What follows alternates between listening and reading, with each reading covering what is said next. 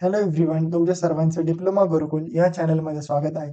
आज आपण शिकणार आहे फीचर्स ऑफ युनिक्स. ओके, तर चला फीचर्स ऑफ युनिक्सला आपण सुरुवात करूया. फीचर्स ऑफ युनिक्सला शिकण्यासाठी आपल्याकडे एकदम सिंपल ट्रिक आहे. ती ट्रिक मी आता तुम्हाला सांगतो. ओके, ती ट्रिक म्हणजे इथं तुम्ही बघू शकता, बरोबर. ती ट्रिक काय माहिती आहे? M square CPU SP Chulbul Pande. Okay, एक्झामला तुम्हाला काय in list features of Unix, तर त्याच्यासाठी ही ट्रिक तुम्हाला खूप जास्त इम्पॉर्टंट आहे. ओके, इन लिस्ट म्हणजे तुम्हाला फक्त ह्या गोष्टीला काय करावं लागतील, लिस्ट करावं लागेल. आणि हे जर तुम्ही लिहिलं तर तुम्हाला किती 2 मार्क्स मिळतील. ओके, तर पुन्हा आपण बघू M square CPU SP Chulbul Pande. Okay, तर आता एम म्हणजे काय ते आपण इथे राईट केलंय, बरोबर. एम जो सुरुवातीचा, आता आपण एम स्क्वेअर का म्हटलंय, कारण की इथे टू एम आहे, बरोबर. तर आता जो फर्स्ट एम आहे त्याचा मिनिंग काय, मल्टी युजर सिस्टीम. जो सेकंड एम आहे त्याचा मिनिंग काय, मल्टीटास्किंग. जो थर्ड सी आहे, ओके, सी चा मिनिंग काय, कमांड लाईन इंटरफेस. पी चा मिनिंग काय, पाईप्स अँड फिल्टर. यू म्हणजे युटिलिटीज. एस म्हणजे सिक्युरिटी. पी म्हणजे पोर्टेबिलिटी. आणि सी म्हणजे काय, कम्युनिकेशन. आता आपण काय करू, न बघता, ओके, न बघता याची प्रॅक्टिस करू. बघा, स्टोरी काय होती, M square CPU SP Chulbul Pandey. First जो एम होता त्याचा मिनिंग काय, multi user system. Okay, second जो एम आहे त्याचा मिनिंग काय, multitasking. M square C, C चा मिनिंग काय, ओके, हा, सी चा मिनिंग काय, command line interface. C P, P म्हणजे काय, एक प्रकारे pipes and filters. Okay, C P U, U म्हणजे काय, युटिलिटीज. नंतर काय आपला एस, ओके, एस म्हणजे काय, सिक्युरिटी. नंतर काय आपला पी, पी म्हणजे काय, पोर्टेबिलिटी. ओके, आणि जो लास्ट आहे, ओके, चुलबुल पांडे, चुलबुल पांडेचा मिनिंग काय आपला, कम्युनिकेशन. सिंपल आहे. आय होप तुम्हाला समजलं असेल. याचा स्क्रीनशॉट काढून घ्या पाहिजे असेल तर. ओके, या गोष्टीचा स्क्रीनशॉट काढून घ्या. ओके, आता आपण आपल्या पॉईंटकडे येऊ. मी याला डिलीट करतो का, डिलीट केलं. रेकॉर्डिंग चालू आहे. ओके, तर चला आपण आता याचं प्रत्येकाचं हे बघा, लहानपणापासून ना, आय डोंट नो, तुम्ही गोष्टी लक्षात ठेवण्याचा प्रयत्न करत असेल तेव्हा पण बघा आपल्याला ना, फर्स्ट जो वर्ड असतो ना तोच लक्षात येत. आणि तुम्हाला पण माहिती असेल, फर्स्ट वर्ड जर आपल्याला लक्षात आला ना तर आपण त्याचा आन्सर एकदम इझी वेने बनवू शकतो. म्हणून आपला फोकस काय असतो, जी फर्स्ट, ओके, फर्स्ट वर्ड म्हणजे काय, स्टार्टिंग एकदाची झाली ना तर तुम्ही आन्सर एकदम इझी वे मध्ये लिहू शकतात. म्हणून आपण काय केलं, एक ट्रिकचा यूज केला, जेणेकरून जे फर्स्ट वर्ड वाला जो प्रॉब्लेम होता ना तो आपण दूर केलाय, बरोबर. आता तुम्ही बघू शकता, सिंपल आहे. Multi user system, multi user system तर तुम्ही असं पण मला सांगू शकतात, बरोबर. मल्टिपल युजर काय करू शकतात, युनिक्स ऑपरेटिंग सिस्टीमचे फीचर आहे. म्हणजे काय, मल्टिपल युजर काय करू शकतील, एक प्रकारे ऍक्सेस करू शकतील ना. तर इथं तेच लिहिलं, युनिक्स ऑपरेटिंग सिस्टीम काय करेल, एक प्रकारे अलाउ करेल मल्टिपल युजरला काय, to access the user, to access and use the system simultaneously. एकाच टायमाला मल्टिपल युजर काय करू शकतात, युनिक्स ऑपरेटिंग सिस्टीमला काय सिम्पली ऍक्सेस करू शकतात. मल्टीटास्किंग, आता मल्टीटास्किंग तुम्ही पण सांगू शकतात, बरोबर. हे काय करतो आपण, एक प्रकारे मल्टीटास्किंग. लेफ्ट वाल्या विंडोला, ओके, लेफ्ट साईडला काय केलं आपण, वर्ड ओपन केले. राईट साईडला काय आपण, नोट्स ओपन केलाय. सिंपल, यालाच काय म्हणतात, मल्टीटास्किंग.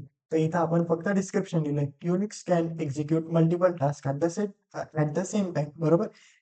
आपण काय करतोय, एकाच वेळी वर्ड पण युज करतोय, एकाच वेळी नोटपॅड पण. ओके, तर तसंच वन नोट यूज करतोय, ओके, एका साईडला.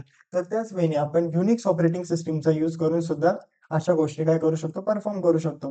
It allow user to perform one task in the foreground while other task run in the background. आता मी बॅकग्राऊंडला समजा क्रोम ओपन केलं, क्रोम ओपन केलं, इकडे कोणत्या पण प्रोफाईल मध्ये आलो, समजा डिप्लोमा गुरुकुल.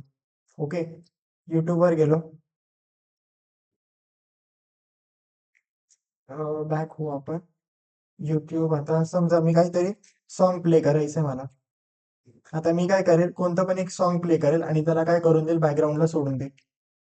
ओके, ते सांगितलंय त्यांनी, it allow user to perform one task in foreground. आता फोरग्राउंड वर काय, वर्ड आणि वन नोट चालू आहे, आणि बॅकग्राऊंड मध्ये काय, गाणी चालू आहे. Simple. The operating system share CPU time along the operating system share CPU time among all processes using time slots. Okay, आपण टाइम स्लॉट्सला already time sharing operating system मध्ये डिस्कस केलेलं आहे. ओके, ऑपरेटिंग सिस्टीम काय करतो, एक प्रकारे CPU ला काय करतोय, शेअर करतोय. कशाच्या हेल्पने, टाइम स्लॉटच्या हेल्पने, बरोबर. प्रत्येक प्रोसेसला काय करतोय तो, सीपीयू देतोय. आणि कोणत्या कशाचा यूज करतोय तो, टाइम स्लॉटचा, बरोबर.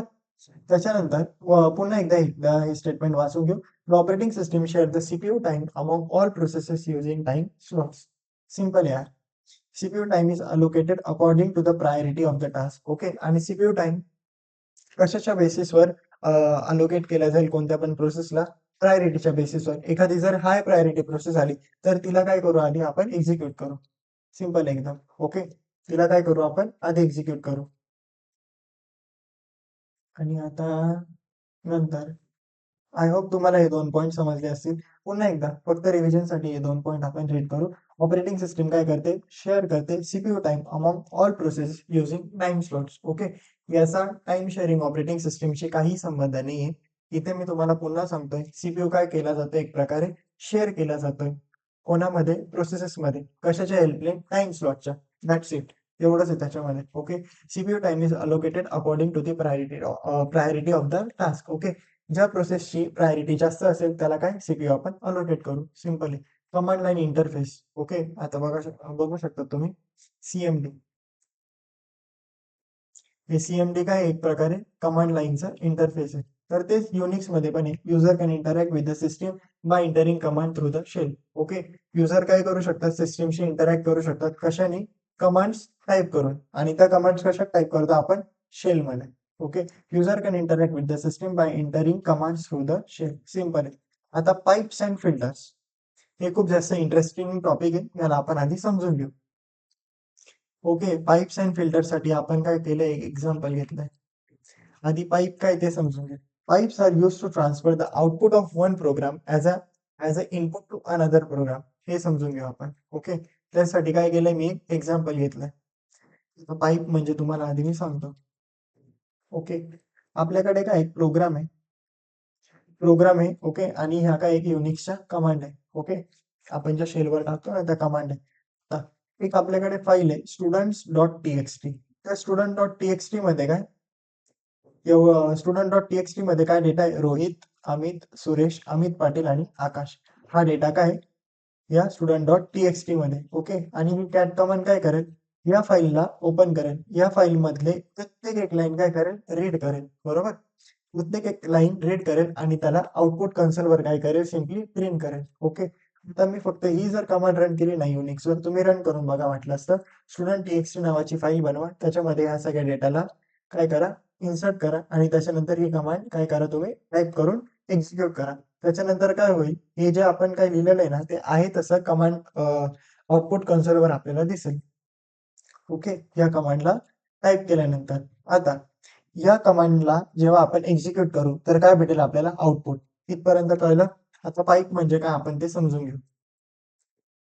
आता या सॉर्टला मी काढून टाकतो.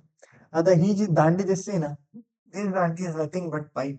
ओके. आता या पाईपचं काम काय ते बघू आपण. पाईपचं स्टेटमेंट काय होतं, the output of one program act as an input for another program. Okay. या पाईपच्या लेफ्ट साईडला बघा, ही आपली कमांड आहे. ओके. आणि ही कमांड काय प्रोव्हाइड करते, एक आउटपुट प्रोव्हाइड करते. आणि ते आउटपुट काय, ही गोष्ट. ओके. आणि ही आउटपुट काय करते, एका दुसऱ्या प्रोग्रामला ऍज अ इनपुट सारखं काय करते, प्रोव्हाइड करते. म्हणजे ग्रेप अमित. आता ग्रेप म्हणजे काय, एक प्रकारे सर्च. ओके.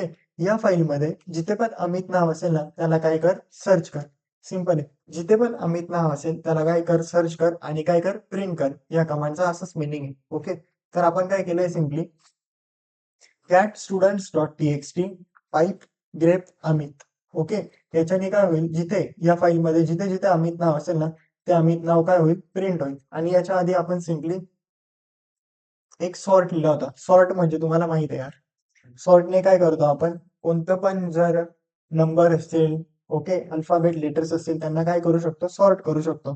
तर सिम्पली इथं काय केलंय त्यांनी, सॉर्ट केलंय. आधी अमितला घेतलं, अमित पाटीलला घेतल्यानंतर एकदम इझी. तर बघू शकता तुम्ही, output of one program act as an input for another program. समजलं तुम्हाला पाईप म्हणजे काय, समजलं. Filters are program that process and modify the data before passing it to the next program. आता फिल्टरला समजून घ्या. ओके. फिल्टर काय करते, एक प्रकारे ह्या कमांडला काय करते, प्रोसेस करतोय. ओके. जर काय मॉडिफिकेशन असेल तर काय करेल, मॉडिफिकेशन करेल. आणि काय करेल, त्या आउटपुटला, ओके, नेक्स्ट प्रोग्राम कडे किंवा त्या प्रोग्रामला काय पुढे फॉरवर्ड करेल. तेच आपण इथे दिलेलं आहे. काय? Filters are programme. फिल्टर काय एक प्रकारे सॉफ्टवेअर म्हणू शकतात, एक प्रोग्राम म्हणू शकतात, जे काय करतात प्रोसेस करतात, मॉडिफाय करतात डेटाला before passing it to the next program. Next प्रोग्रामला पास करण्याच्या आधी काय करतील ते सगळे प्रोसेस काय करतील फिल्टर करतील, म्हणजे काय एक प्रकारे डेटा बघतील आणि काय करतील मॉडिफाय केल्यानंतरच काय करेल पुढे त्या प्रोग्रामला सेंड केलं जाईल. सिंपल फिल्टरचा हाच मिनिंग आहे. Together pipes and filter help in creating complex program from simple program. हे समजून घेऊ. इथे आपण कोणती कन्सेप्ट यूज केली आहे? पाईप्स आणि फिल्टरची. तुम्ही बघू शकतात प्रत्येक गोष्टी काय होत आहे एक प्रकारे फिल्टर होत आहे. आता ग्रेप अमित याच्यामध्ये काय फिल्टर होत आहे? अमितचं नाव. ओके, जिथे जिथे अमितचं नाव असेल तेच आपल्याला काय आउटपुट कन्सोलवर पाहिजे. ओके, याला तुम्ही फिल्टर पण म्हणू शकतात. आणि इथे पाईपची आपण काय केले, पाईपला काय केले यूज केले. आता मी तुम्हाला एक गोष्ट विचारतो, हे सेम काम जर तुम्हाला सी सारख्या प्रोग्रामिंग लँग्वेज मध्ये जर मी करायला लावलं, तर मला एक सांगा किती मोठा कोड लागेल आपल्याला? And you know guys, okay, जर आपल्याला सिम्पली सॉर्टिंगचा जरी प्रोग्राम करायचा असेल ना, आपल्याकडे डिफरंट डिफरंट सॉर्टिंगचे अल्गोरिथम आहे. मर्ज सॉर्ट आहे, बरोबर, अजून डिफरंट डिफरंट सॉर्टिंग अल्गोरिथम आहे, तुम्हाला सर्व माहित आहे. ओके, सिलेक्शन सॉर्ट झालं, बायनरी सॉर्ट झालं, हे सगळे काय बायनरी सर्च असतं, सॉरी. ओके, सिलेक्शन सॉर्ट झालं, मर्ज सॉर्ट झालं, इन्सर्शन सॉर्ट झालं, हे सगळे काय हे सॉर्टिंग अल्गोरिथम आहे. आणि यांना परफॉर्म करण्यासाठी आपल्याला खूप मोठा कोड लिहावा लागतो. पण तुम्ही इथे बघू शकता आपण एकदम छोटा कोड लिहिलेला आहे, बरोबर. सॉर्ट सॉर्ट करायचं असेल सिम्पली सॉर्ट केलं. मला जर सर्च जरी करायचं असेल ना, सर्च साठी पण आपल्याला खूप जास्त मोठा प्रोग्राम लागतो. इथे बघा फक्तशी मी काय केले, ग्रेप अमित, इथं काय केलं मी cat student dot T X T. आता इथे मी पाईप्स आणि फिल्टरला यूज केल्यामुळे माझा प्रोग्राम काय झाला एकदम सिम्पल झाला. हा स्टेटमेंट तुम्हाला तेच सांगतोय काय, टुगेदर पाईप्स अँड फिल्टर कशासाठी हेल्प करतात in creating complex program from simple program. आता हे समजून घ्या. हा काय एक प्रकारे एक सिम्पल प्रोग्राम आहे, बरोबर. आणि हा आता तुम्ही बघू शकतात ना, हा काय एक सिम्पल प्रोग्राम आहे. पण याच प्रोग्रामला जर मला लाईन बाय लाईन जर आता मी पाईप आणि फिल्टरला काढून टाकलं, तर हा प्रोग्राम काय एकदम कॉम्प्लेक्स बनून जाईल. आपल्याला प्रत्येक गोष्ट लिहावं लागेल. म्हणून इथं त्यांनी काय म्हटलंय, pipes and filter help in creating complex program. Okay, pipes and filter help in creating complex program from simple program. हा काय सिम्पल प्रोग्राम पासून काय केलं एक प्रकारे आपण कॉम्प्लेक्स प्रोग्राम बनवला, बरोबर. सिम्पल प्रोग्राम पासून काय बनवला आपण एक कॉम्प्लेक्स प्रोग्राम बनवला. कॉम्प्लेक्स लॉजिक जे होतं ते काय केलं आपण सिम्पल प्रोग्रामने बनवलं. पुन्हा एकदा बघा. ओके, हे कशासाठी आपल्याला हेल्प करतं to create complex program from simple program. हे एक प्रकारे काय कॉम्प्लेक्स प्रोग्रामच झाला. हे जर आपण पाईप आणि फिल्टरचा यूज नाही केला तर ते काय होऊन जातील एकदम कॉम्प्लेक्स होऊन जाईल. ओके, आणि पाईप्स अँड फिल्टरला यूज केल्याने आपण काय केलं एक प्रकारे सिम्पल प्रोग्राम बनवून ओके कॉम्प्लेक्स प्रोग्रामचं काम काय करतोय परफॉर्म करतोय. तेच लिहिलंय आपण इथे, जास्त कन्फ्युज होऊ नका. Together pipes and filter are help in creating complex program. Okay, complex जे काही लॉजिक असेल त्यांना ते म्हणायचं. कॉम्प्लेक्स लॉजिक तुम्ही काय सिम्पल प्रोग्राम राईट करून पण काय करू शकतात, बनवू शकतात. सिम्पल. आता युटिलिटीज. युटिलिटीजला जर तुम्हाला समजायचं असेल ना, सिम्पल एक्झाम्पल आहे आपल्याकडे युटिलिटीजचं. ओके, ते आपण डिस्कस करू. आता युटिलिटीज म्हणजे मी तुम्हाला सांगतो. ओके, झालं, वीक झाली थोडीशी स्क्रीन. आता युटिलिटीचा तुम्ही मिनिंग समजून घ्या. अज्युम करा आपल्याकडे काय एक कार आहे आणि कारमध्ये एक इंजिन असतं. ओके, आणि इंजिनचा आपल्याला तुम्हाला सर्वांना माहिती आहे इंजिन कशासाठी यूज केलं जातं, एक प्रकारे कारला ऑपरेट करण्यासाठी. इंजिन नाही राहणार तर कार आपली पुढे चालेल का, नाही चालणार. मग तुम्ही कारला काय समजू शकतात, सॉरी, कारला काय समजू शकतात तुम्ही ऑपरेटिंग सिस्टीम. ओके, आणि जो युजर आहे त्याला काय म्हणू शकतात तुम्ही, ड्रायव्हर. ओके, युजरला काय म्हणू शकतात तुम्ही, ड्रायव्हर म्हणू शकतात. आणि युटिलिटीज, ओके, तुम्ही युटिलिटीज कशाला म्हणतील, जो मेकॅनिकल असेल ना, जो गाडीला काय करेल एक प्रकारे मॅनेज करेल, हँडल करेल. ओके, त्याची काय करेल रिपेअरिंग करेल, त्याला काय म्हणू शकता तुम्ही युटिलिटी. तर ही सेम कन्सेप्ट इथे यूज होते. कुठे, युनिक्स ऑपरेटिंग सिस्टीमच्या युटिलिटीज मध्ये. ओके, एकच मिनिट. युनिक्स ऑपरेटिंग सिस्टीमच्या युटिलिटी मध्येही सेम गोष्ट काय केली जाते, यूज केली जाते, बरोबर. Unix contain more than 200 utility program for different function. Unix मध्ये काय एक प्रकारे मोर दॅन 200 युटिलिटी प्रोग्राम म्हणजे काय 200 युटिलिटी प्रोग्राम पेक्षा काय जास्त प्रोग्राम्स काय एक्झिस्ट करतात कशामध्ये, युनिक्स मध्ये. आणि कशासाठी, डिफरंट डिफरंट फंक्शन्स करण्यासाठी, बरोबर. सिंपल आहे. आणि ही गोष्ट काय करते, एक प्रकारे आपले बग्स असतील, ओके, आपले प्रॉब्लेम असतील ना, त्यांना काय करते, सॉल्व्ह करते ही युटिलिटी प्रोग्राम.